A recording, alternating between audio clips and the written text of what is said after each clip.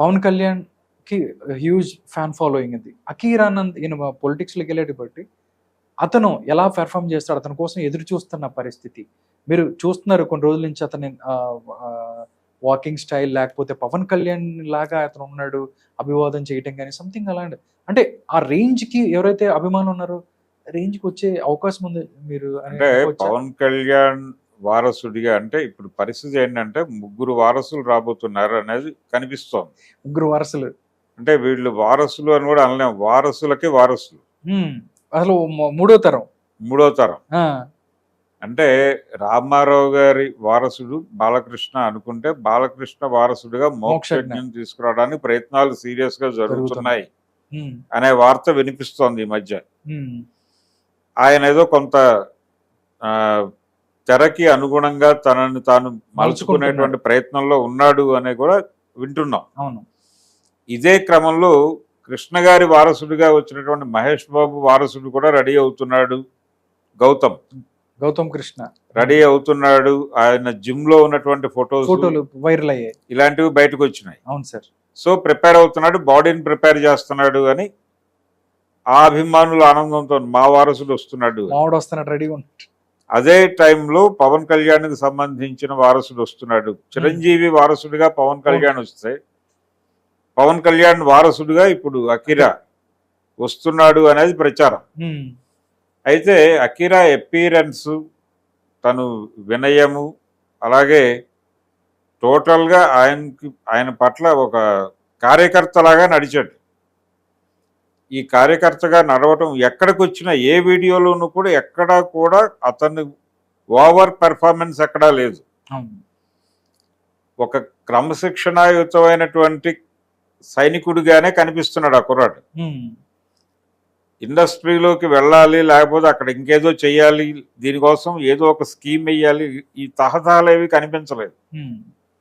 డెఫినెట్గా అతను ఇండస్ట్రీకి వచ్చే ఛాన్స్ ఉంది. హిట్ అవుతాడా లేదా అనేది వేరే గొడవ. అతని టాలెంట్ ఏంటనేది తెర మీద చూడాలి. ఇప్పుడు ఫోటో చూసో లేకపోతే వాళ్ళ ఫాదర్తో అతని నడవడిక చూసో మనం జడ్జి చేయడం కష్టం. కానీ అతను కూడా తెర మీదకి వచ్చేటువంటి ఛాన్స్ ఉందనే విషయం గతంలోనే ఒక మాట ఆవిడ చెప్పింది, రేణుదేశాయ్. బ్లడ్ లో ఉంది అంటమే కాదు, అతనికి ఇంట్రెస్ట్ ఉంది, అతను డెఫినెట్ గా తెర మీదకి రావాలనుకుంటున్నాడు అనేది కూడా ఆవిడ చెప్పింది చాలా కాలం క్రితమే. సో రావాలనుకుంటే రావచ్చు. ఇక్కడ వారసత్వము అంటే వాళ్ళు రావడానికి అవకాశం ఉంది, కానీ నిలబడటానికి టాలెంట్ అవసరం. టాలెంట్ లేకుండా కేవలం వారసత్వంతో నిలబడిన వాళ్ళు ఎవరూ లేరు. దానికి ఒక అద్భుతమైన ఉదాహరణ కృష్ణ గారి పెద్దబ్బాయి రమేష్ బాబు. అలాగే ఎన్టీఆర్ వారసుడిగా చాలా మందిని ఇండస్ట్రీలో ప్రమోట్ చేసే ప్రయత్నం చేశారు, కానీ నిలబడింది జూనియర్ ఎన్టీఆర్. ఎందుకు ఏమిటి మిగిలిన వాళ్ళకి ఇతనికి తేడా? అది తారకరత్న కావచ్చు, కళ్యాణ్ రామ్ కావచ్చు, ఇంకెవరైనా కావచ్చు, చైతన్య కృష్ణ కావచ్చు, ఎవరైనప్పటికీ నిలబడింది ఇతనే, అది వాస్తవం.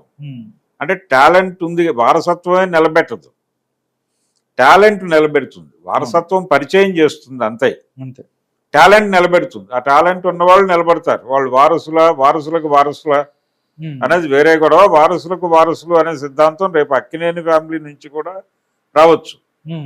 నిజానికి ఈ పార్టీగా వచ్చి ఉండేది నాగ చైతన్య డివోర్స్ కాకుండా ఉండుంటే.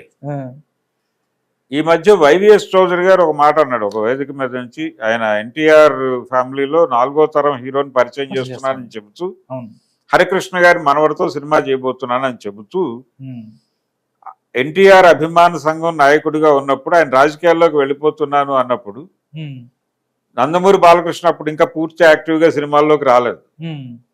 రాకపోయినప్పటికీ బాలకృష్ణ గతంలో నటించున్నాడు కదా అన్నదమ్ముల అనుబంధం ఈ సినిమాల్లో, మనం ఇమ్మీడియట్ గా ఎన్బికే ఫ్యాన్స్ అనే దాన్ని ప్రమోట్ చేయటం అనే పనిలో నిమగ్నం అవ్వాలి అని మేము అనుకుని ఆ పని చేసాం.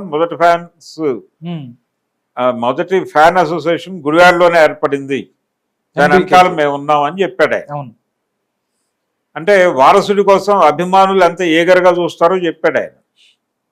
ఇప్పుడు కూడా అదే పరిస్థితి కదా. పవన్ కళ్యాణ్ అభిమానులు కావచ్చు, మహేష్ బాబు అభిమానులు కావచ్చు, ఇంకొక హీరో బాలకృష్ణ అభిమానులు కావచ్చు, వీళ్ళందరూ వారసుడి కోసం క్యూరియస్గా చూస్తున్నారు.